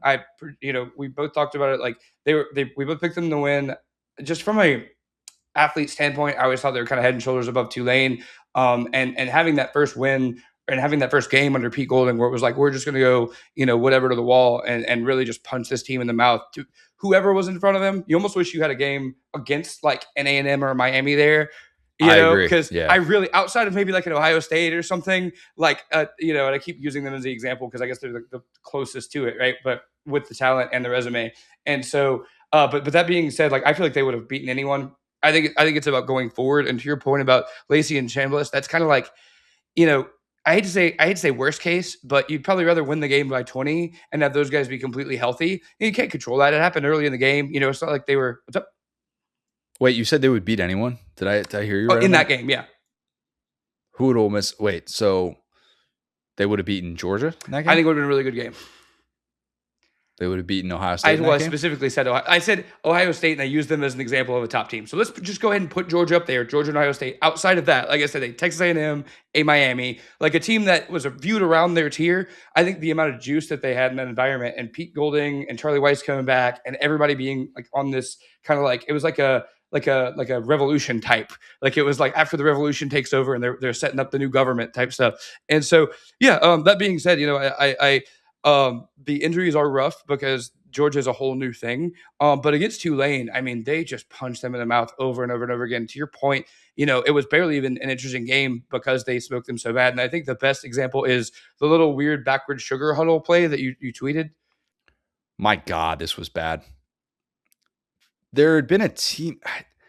Who's it? Dan Casey had I think a video of the team that had done that in the past. Was it the Little Giants play? Wasn't it the Little Giants play or something like that? It wasn't annexation of Puerto Rico, I don't think. But they, for those who didn't see this, Tulane essentially had Jake Retzloff, the quarterback, and then I think it was a running back and receiver huddle mid play, and then just all kind of sprint out in opposite directions, and you kind of had to guess who had the football, and everybody guessed that Retzloff had the football, and then he fumbled. And that's when you knew. But what are you going to do? Tulane, James Madison, both busted out the bag of tricks. You had to. You saw very clearly. John Summerall would be the first to say they were not on that level physically. They could not play at that speed. You're doing whatever you possibly could. And you're right. Like, Ole Miss beats a lot of teams on that day. And I know that it's really lopsided and people are just going to discount it because it's a team that you already just smashed and nobody wants to say anything good about a group of 5 team. They executed at a very, very high level. And I don't think that should be totally discounted. And, it was a different and better Tulane team that they saw the second time, and Ole Miss was different and better. I thought this would be closer. I thought this would be an 11-point game. And for a little bit, I felt pretty good about that when it was 17-3 late in the first half. I'm like, you know what? This is going to be a game that, like I said, was never going to be in doubt. But I think it'll be one of those reminders. Tulane's gotten better. And Ole Miss just said, no. we're going to make sure that this is every bit as dominant as it was the first time. And they didn't even pull the starters until they went up 38. Did you see that too? And then eventually, it ends up not being a 38-point victory because Tulane gets the late touchdown. But I thought that was interesting and not necessarily a coincidence. Yeah, for sure. And I mean, like we talked about it, like how many points is Lane Kiffin worth? And I think that we both thought it would be like kind of a joke that we told, but it did feel like Ole Miss was trying to get there, right? Where again, you're only here once. Yes. I think that's the overwhelming feeling I've gotten from Ole Miss is they're treating it like house money. Like, not going to say they're not going to come back or whatever. That's a conversation for a later time. But they are truly enjoying the moment. And the thought of like, we're going to run up the score, I think it's fun. And like I said, the injuries like kind of happened earlier in the game too. So by the point that they made that decision, like at the half, they're going down and they had like a weird turnover there too, where they're kind of like in the red zone. And so, it really only got into be a bloodbath in the second half. But yeah, that being said, again, it felt like a storybook. It just felt like they were just so locked into beating Tulane. And maybe this goes to a little bit of the you can't fake desperation stuff where this whole Miss staff has been through so much and they were just releasing rage all over Tulane. Whereas Tulane is like, all right, John Summer, we love you. We're going to build a statue, man. We love you. It's so cool that you're here. And he's like, all right, man, I'm so happy. I'm happy to be here. It's like, no, you just got attacked by wild boars. Yeah, they got dominated in these two matchups, and it was interesting to feel like if you didn't have any context of this, I don't think there were Lane Kiffin reminders of it during. Don't get it twisted. We still should have had a Lane Kiffin live stream for this one, and that is a huge mistake. Maybe for the Sugar Bowl, maybe, I don't know. Anyway, I have a question. Speaking of entertainment and alternative broadcasts and things that happen over the course of a game, the Trinidad Chambliss AT&T commercial. So we're just doing that stuff now. Did you see this? Oh, did I see the Trinidad Chambliss? Yes. For those who have not seen this, he's basically asked if he's transferring or not in this room surrounded by family, kind of one of those signing day type vibes to it, which is a real question that's being asked right now of is he going to get his extra year of eligibility and stay at Ole Miss? Is he going to follow Lane to LSU? And it's an AT&T commercial. So like, of course it comes back to, I've signed up with, AT&T, blah, blah, blah. But at first I thought it was a real announcement of where he was going to be going next year.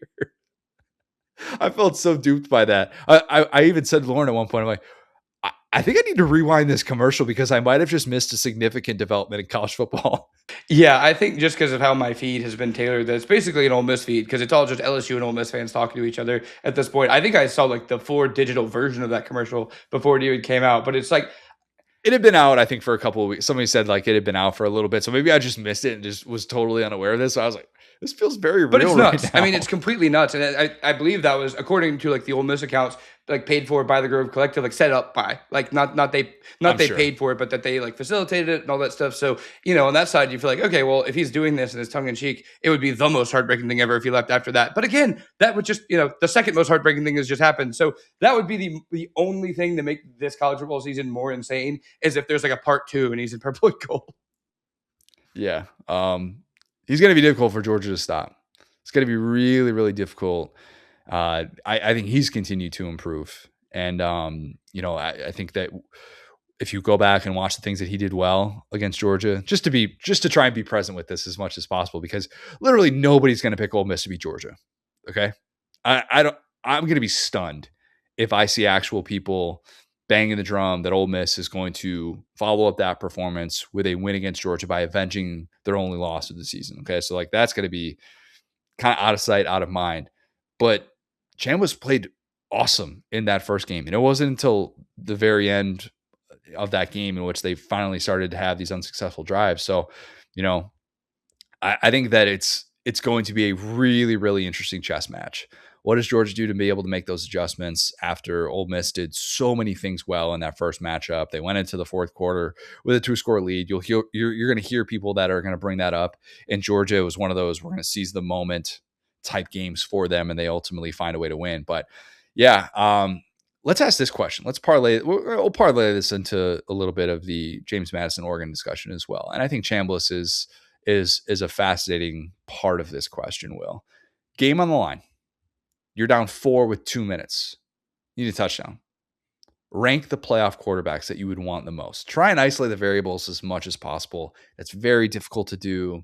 Julian Sainz got Carnell Tate, Jeremiah Smith to throw to.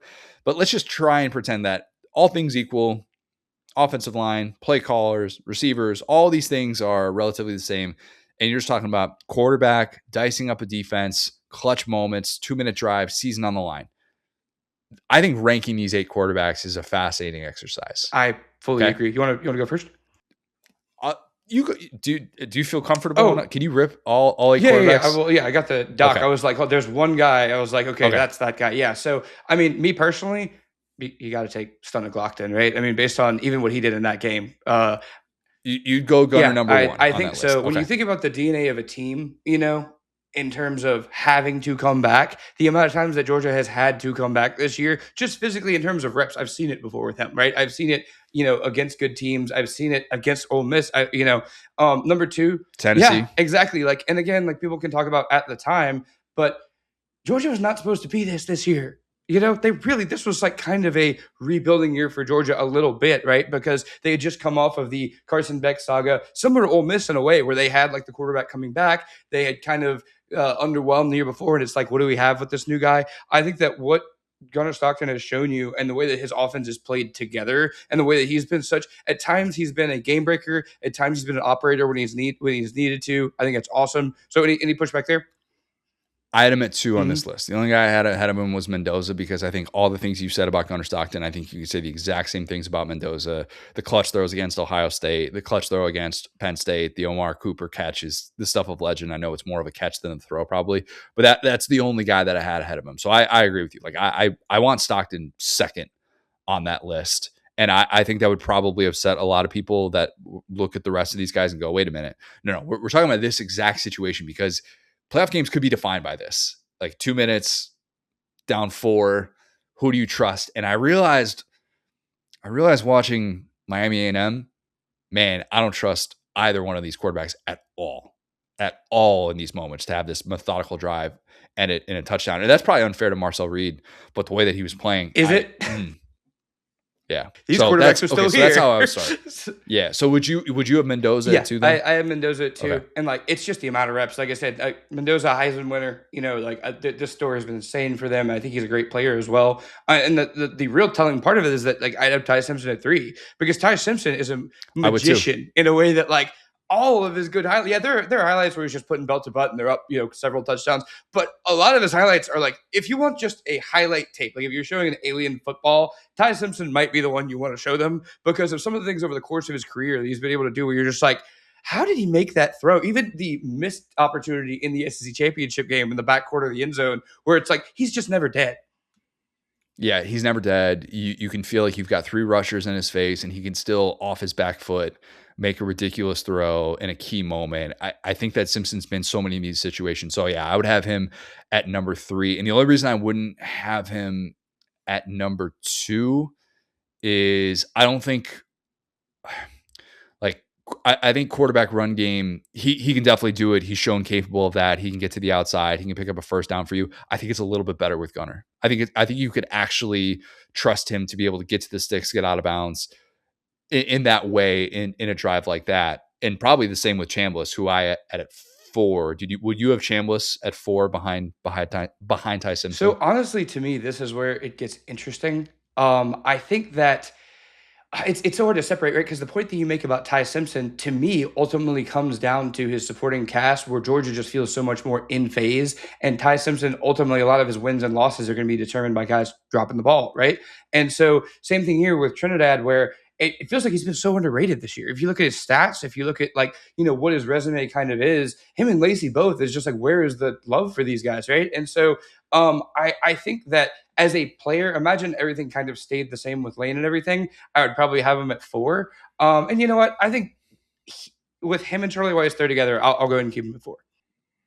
Yeah, again, I'm trying to like isolate the play callers. Very difficult to do in this setting, and it's always going to be a part of the conversation. But it's just more so trying to feel like who do you feel like is just always going to make that right play, always going to make that right decision in these moments. And Chambliss hasn't been in a ton of these spots. They did play in a lot of close games here, so I would put him slightly ahead of Dante Moore, who yes has had some of those moments. Cannot forget what he did against Iowa. Cannot forget what he did against Penn State. I realize those 2 wins weren't necessarily to the level. They didn't age in the way that some of these other wins have. But I think Dante Moore, there is a level of comfort that you feel with him watching these games. Even if you're an Oregon fan wondering, all right, is he going to be the difference maker in ways that you could kind of criticize Dylan Gabriel for not being. Like Dylan Gabriel, the knock on him, stat compiler, wasn't necessarily clutch. Can he make this throw in a big time moment? Some of the throws that Dante Moore makes in these big time moments, you're just like, okay, that guy gets it. And honestly, I think you can make a case for him to go even higher. I think some people would probably have him as high as 2 on this list. Mel Kiper has him as his number 1 overall prospect in the upcoming draft. I don't know that he's going to declare definitively because he's really taken the long game with this. Maybe the Will Stein move to Kentucky will kind of, play a role in some of this. But I think that's like 2 through 5. Any one of those guys, I don't think there's a whole lot of separation there. See, this is actually where I disagree because I would take Julian Sayin over him. Hmm. And my tier break is right there, right? For me, it's Julian Sayin versus Trinidad Chambliss because I have seen enough grenade out of Dante Moore, especially again. I know we're isolating, but like I'm just going to say it for my own sake. Like the Will Stein part of it, I think does matter a little bit. But like, man, that Iowa game was rough. I know Iowa great defense, whatever. But It was it's I rainy. know, man. But we're talking about like how many of these guys have a grenade game like that when we're going down the list? He won the game though. Yeah, and dude, that pylon review was that was like an underrated great game this year. That pylon Yeah. review where like you physically couldn't see the play because it was raining so hard. Like I get that, but if you're a guy who has a little bit of the dual threat to him, you kind of want to see more of that in that environment. I would think where you want to take the game over with your legs. So for me, I'd put the tier break between Julian Sayin and Dante Moore, where I don't think any of these guys above that. Like I would be shocked if they stunk it up. If Dante Moore played just like I've seen him play for stretches, I could see him kind of them imploding. It's not that I think Sayin is a bad option, but the stat that I kept bringing up about Ohio State as it related to going into the playoff, they were so dominant that they up until the Big Ten championship, the last time they had a single digit lead in the fourth quarter was in September. And that's just a really difficult thing to all of a sudden get those reps. And so Julian Sayin hasn't, up until that Big Ten championship, hadn't been asked to be clutch in these moments. And if Ohio State makes a couple of kicks, makes a kick in that spot, we're maybe having a different conversation with that. So maybe that's unfair to say about him. But I just think that there are other guys on this list that I just look at and feel, hey, they are veterans. They have been in these spots before. Julian Sayin, to the credit of his very dominant team, just hasn't been asked to do that a whole lot. That was the other grenade game I was thinking of. Duh, it was Indiana. Like, so in that game, I feel like he was outplayed as well. So Dante Moore was outplayed in that game. yeah, Indiana, and so sure. and two like that was an unseating in college football. That was a moment where Indiana passed Oregon. Those are the moments I think I look for. So I think Dante Moore was the Heisman favorite in going into that game, if I'm not mistaken. Exactly. And then to kind of come back from that, like I said, Iowa a couple weeks later, but and again, that's not him as a player. It's just him in this exact specific situation that he's in right now. So doesn't say anything about the NFL. To your point, doesn't say anything about the coordinators. But yeah, then I think there's just a tier break to. Oof. And I think Dante Moore is that exact kind of equator there where it's like he could be great, he could be oof. Everybody below this line, oof. 7 and 8. Carson Beck, Behren Morton. Behren Morton's fine. And Texas Tech has played in all of these blowout games, man. All these blowout games. What, 11 wins by 3 scores or more this year? I think it is. Maybe it's even 12. Gosh, it might be. It's 11 or 12 where he's not playing meaningful reps in the fourth quarter. It just does not happen. And again, you're a byproduct of your surroundings. I think if there is an Achilles heel of, well, where's Texas Tech going to come up short? That could be a potential area. They don't just have that quarterback that can go on that type of run. And then Carson Beck, man, they are winning in spite of him. I'm putting him last. You don't have Carson Beck last. Yeah, I'd probably have him. I should probably have him last, shouldn't I? I had him at 7 and Behren Morton at 8, just because at least Carson Beck has now thrown enough interceptions in these spots, or he should know what that doesn't look like. He should probably last on this list. Who are we kidding? Yeah. But interesting exercise. Yeah, I mean, like, that's the thing is that, like, Texas Tech has won that time. Again, Behren Morton's not, like, a bum necessarily, but it's like, okay, at Utah, he, again, has kind of a grenade game. Doesn't matter, right? In the games against BYU, it's not like he was awesome winning the game for them. It was kind of like a team effort. So even in the big games, but with Carson Beck, I mean, he's just losing football games for you. So I think, to your point, playing with fire all game as Miami did, even missing the kicks where it's like, hey, man, just hand the ball off. I don't know how A&M didn't generate a turnover on them, man. I know. Well, they did. The Malachi Tony fumble. Oh, yeah, well, on Carson Beck. My bad. Right. Yeah, some of those spots. They did force a fumble. Who was it? Who was that forced fumble? I can't remember who had the forced fumble on a strip sack, though, where the ball came loose and Miami fell on top. It was Fletcher, actually, who came on top of it, I'm pretty sure. But I can't believe we didn't get Torian York stiff-arming Carson Beck into the turf as he ran for a touchdown, because that's what we've seen of Carson Beck. Yeah, I would not have any confidence late drive Carson Beck. And I realized they had a late drive to win that game. That was Mark Fletcher's drive. That very much was. All right, let's wrap here with the group of five conversation. We don't have to spend a ton of time on this with the James Madison Oregon game. Don't blame James Madison for anything. Okay, a team that kept competing, kept scoring points in this game, scored 28 points in the second half of this game. They didn't give us a competitive game. I realize that, but they at least held it down for the group of five by scoring points, which was more than a lot of teams could say this weekend. Even covered the spread at Oregon when the Ducks got everybody grass they wanted in the first part of that game. Like there was a point in the game where I looked up and they went, "Wait a minute, 17 yards per play for Oregon? That's pretty good." Late in the first half, where they were sitting at 17 yards per play. Very, very hard to do. If you want to tweak the system after watching this game, know that we've already tweaked the system by what the ACC did with the tiebreakers. They've already announced that transition year, that change is coming. And so James Madison isn't playing in this game unless 5-loss Duke wins the ACC. Okay. So I don't think the group of five is getting the boot and told, just play in your own tournament, celebrate it, treat that like your national championship. I don't think that that's imminent, but I understand that people want change after seeing now this is 4 group of 5 teams that have been in the college football playoff, all of which have lost by at least 3 scores, by 17 points or more. Here's the tweak that I think can be made. And maybe the 16 team playoff fixes this anyways, but only conference championship caveats apply if they are top 16 teams. If they're outside of the top 16, then it just doesn't work. Does that fix anything though? I don't know, because if we had blowouts in the semifinal, I don't think a team that's 21st versus being 16th all of a sudden fixes that. You know what I mean? So it's just an easy punching bag. It hurt even more that the group of 5 teams in these 2 games were both trailing within 2 minutes of the game. And it just very quickly felt like, oh, we get it. We see the difference between these 2 teams. It was confirmation bias. They're 0-4 in the playoff. And it's not going to last forever where they're losing all these games by 3 scores. But until they actually have that one competitive game, people are going to keep saying this and keep demanding change, even though I just don't think that change would be automatic.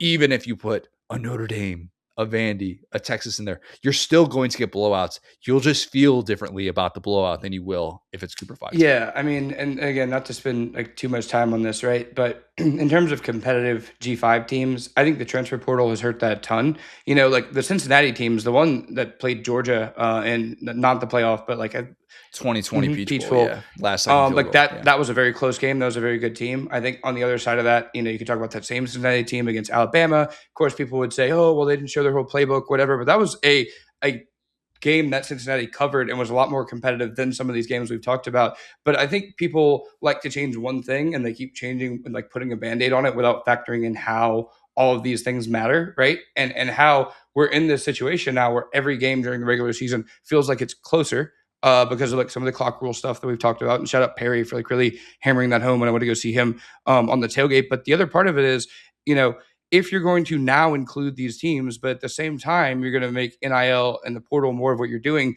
you're weakening the G5 while giving them an invite to the Hunger Games, which I feel like makes no sense at all. So from my standpoint, I'm like, hey, again, I really hope we never expand this playoff. That just devalues the regular season more. I think that if we're going to stay at 12, we need to keep the group of 5 in there, because this shouldn't be that. It shouldn't just be, okay, Texas, like whoever, the 3-loss teams that we talked about last year, South Carolina, Ole Miss, Alabama, you should just have a chance to play no matter what happens. Notre Dame, you should lose to 2 playoff teams that you play and have a chance. So I think if it were up to me, again, to call in with Logburn in Atlanta, Georgia, I think 6 or 8 teams is the right number, and then you can cut out the group of 5, and that's fine, right? If you want. But we're not going back to that. But if you're going to go to 16, what are we talking about here? Duh, you're going to need to include some more teams, or you're just going to have 4-loss, Michigan in. You know, last year's change, which was directly related to the group of 5, worked. It was a smart change, because if we had kept the system intact and said, it was only 1 year, it was just kind of a weird year. In this format, we would have had Tulane getting a first-round bye, and Ohio State would have been playing, which would have been really dumb. Really, really dumb. So it was good that we said, okay, 4 highest-ranked conference champs don't necessarily all need buys. We can have the 5 highest ranked conference champs get into the field, but we don't need to also further incentivize that because that's taking it too far. We didn't need Boise State getting a 3 seed last year. That was ridiculous. We can look at some of these things play out and go, okay, that change makes sense. This could probably play out in a lot of other scenarios. We should have thought this through a little bit more. Let's make that change. I don't know that this one is like automatically just completely block out the group of 5, because that's what is going to happen if you take away the conference championship thing, because the selection committee has no incentive whatsoever to give them a seat at the table. They have no incentive. Like, you thought this year it was tough for a group of 5 teams to get into the top 25. Wait until you see that taken off the table. They're doing it, and they put like James Madison in just to kind of rationalize it and just to make sure that people aren't looking at teams like that on the outside thinking that everyone could have a chance at the college football playoff. Oh, we need to make sure that the Mountain West champ doesn't feel like it has a chance to get in the field, and they're on the same ground as James Madison. Like, that's why they made this move. But I don't know. I don't feel like I'm going to lose sleep if change isn't made. I feel like the ACC has made the change that was needed, and we can all just watch something else if a group of 5 team doesn't play as well as we hoped they would. Yeah. You know? And I think real quick, like I've talked about this kind of over and over, but be aware when you're carrying the message, like who really benefits from the message you're carrying, right? So that is a television executive message of we need bigger brands in. And I think all that does when we see the 2017 UCF team, that you go, oh, you should have had a chance. And that's why we're here to a degree. There are these teams over the years, Cincinnati being one of them, that finally was able to break through. Okay, well, we're here to give the little guy a chance. Well, if you're doing that at the same time as doing everything you can to devalue the little guy, and then again, all you end up doing is making like the cash cows, the Texases of the world, unkillable, you're just creating the NFL. You're just helping TV brand executives, and you're making college football less popular. Because why would you, if you were an Indiana fan, let's say, and they were a 10-win team, why would you care? Why haven't you cared about Indiana to this point? Because they were never in any real shot of contention. And so, yeah, I just think that overall, we need to think about the health of the sport and the actual fans of the sport, and not what makes the most money or what is the best product. Like, we're not making money off of these games. I think it'd be different if James Madison had beaten Louisville, but instead it felt like they lost their only tough game of the year and they benefited from a Sun Belt schedule. And again, that's probably an unfair thing to say about a team that just went into Eugene and put up the offensive effort that it did in the second half and just kept playing and just kept playing and said, we're going to keep our head down. I understand this is not going to be necessarily a roaring comeback, but we're just going to keep playing football. And they did, and they deserve credit for that. So I think if you try to say, well, make them have to beat at least one power conference team, well, then last year, Boise State wouldn't have made the field. Boise State played a really close game against Oregon, but even though that was kind of treated as a win, still wasn't a win, right? So I don't think there's an easy way to do What's this. crazy? I really don't. Too. We're seeing more and more, and this is absolutely linked to the 9 conference game schedule, because we're seeing more and more of these like good G5 teams coming off the schedules of like the Power 2, the Big Ten and the SEC, because these teams don't want another loss after they're seeing what's happening, with the playoff seeding. So I think you're again truly creating two different things, because why would Oregon schedule Boise State if it's going to be held against them and used to help Boise State? Yeah, I get it. I definitely get it. And, like Tulane had 3 power conference opponents. They faced Duke, they faced Northwestern, they faced Ole Miss. They won 2 of those games, and got better for it. But, since Cincinnati, when it made its run, Cincinnati, scheduled really difficult. Beat that bum Brian Kelly. Notre Dame. Yeah, beat an 11-win Notre Dame team in South Bend. Beat a preseason top 25 Indiana in Bloomington. And did things that you have to do with the group of 5 level to get any sort of respect. And different now, talking about the 12-team playoff versus the 14 playoff. But I don't know. I kind of push back when anyone says there's an easy and obvious solution to all of this, because I do think, as many people have brought up, there's antitrust things that are also at play with the group of 5 and just leaving them out. They still need to be a part of college football. And if you're over them being a part of college football, ask yourself why. You hate college football. Like, that's the thing, is like, oh, bowls don't matter. Why do you hate the G5 then? Like, do you want the NFL or do you want silly fun? Do you think the group of 5 was the difference in Notre Dame winning a national championship versus not winning a national championship? Or like you think Texas would have won a national championship? I can't quite get there. By the way, speaking of Texas, go listen to our interview with Michael Taff. We did a YouTube only Saturday Down South on YouTube interview for that. He is the winner of the Werfel Trophy. Great to be able to catch up with him. So go check that out. A little housekeeping to close out here, Will. We are recording on Tuesday. We usually record on Wednesday. We're recording on Tuesday because Christmas this week. Not sure if you've heard, but we will have that pod out Tuesday afternoon. And then that will be our non-playoff SEC Bowl preview. Realize we haven't talked about a lot of the non-playoff SEC Bowls. That will be our chance to be able to do that. It's going to be a bit of a mess with opt-outs and whatnot. We'll figure it out. We'll sort through all this stuff. We do not record again after that until Monday, December 29th. Okay, so we're going to be all over the place here with days that we're recording. Just refresh your podcast feed. I'll try and say at the end of every episode when our next episode is coming out because it's going to be a very different schedule. We're trying to work around the playoff. We're working on the quarterfinal matchups as well. That's the Monday, December 29th pod is when we're going to preview the quarterfinal matchups for the playoff.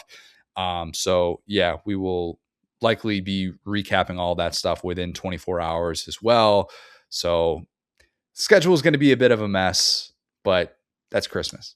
Just happens. Man. And we got to, it's funny because like there were like other games going on as well. And I was like, surely we didn't miss because like the schedule is such a mess right now. But yeah, I mean, again, that's the whole point of the Christmas season or the bowl season is just enjoy the Pop-Tart Bowl. Enjoy all of these little, like the Master Chief Xbox Bowl was awesome. So like, that's the cool part of it. How about Butch getting that type of ceremony afterwards? That was fire, man. So like, that's the thing. And we complain and bemoan about bowl season every year. Watch them. Watch the bowls. They're goofy. Who cares who plays? If you're going to say none of it matters, then just have fun and watch it.